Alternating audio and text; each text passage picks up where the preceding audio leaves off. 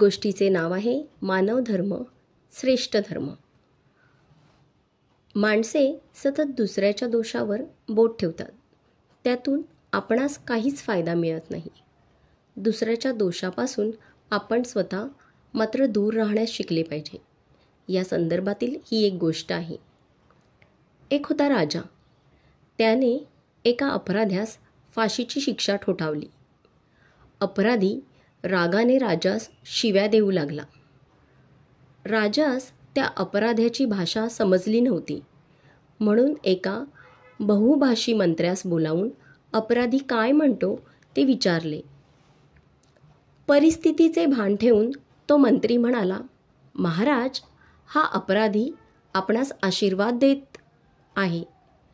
तो म्हणत होता की परमेश्वर आपले कल्याण करो, 7,000 वर्षांचे आयुष्य आपणास मिळो. हे ऐकून राजाला आनंद झाला.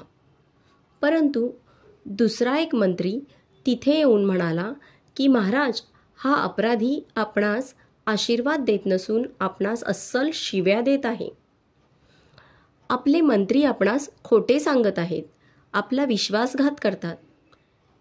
हे ऐकताच राजाने पहिल्या मंत्र्यास बोलावले आणि खरे काय ते मंत्र्यांना विचारले.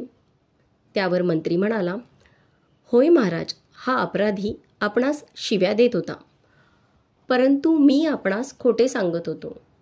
हे ऐकून राजा म्हणाला, अपराध्यास वाचवण्याच्या भूमिकेतून तू माझ्याशी खोटे बोललास. तू प्रथम मानव धर्माचा मान राखल्यास आणि नंतर राजधर्म पाहिलास. यामुळे मला फार आनंद होत आहे.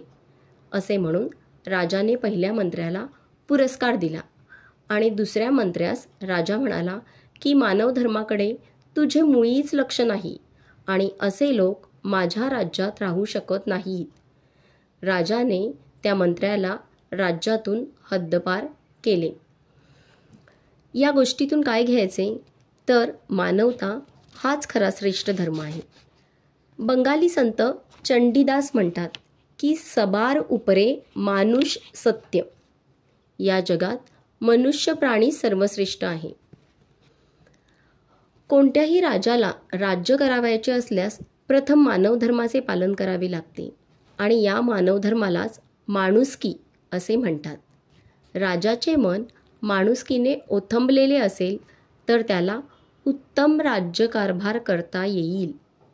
राज्य हे तलवारीच्या बळावर चालवता येत नाही, ते मानवधर्माच्या बळावर चालविता येते. जे तलवारीने इतरांना मारतात त्यांचा तलवारीनेच अंत होतो.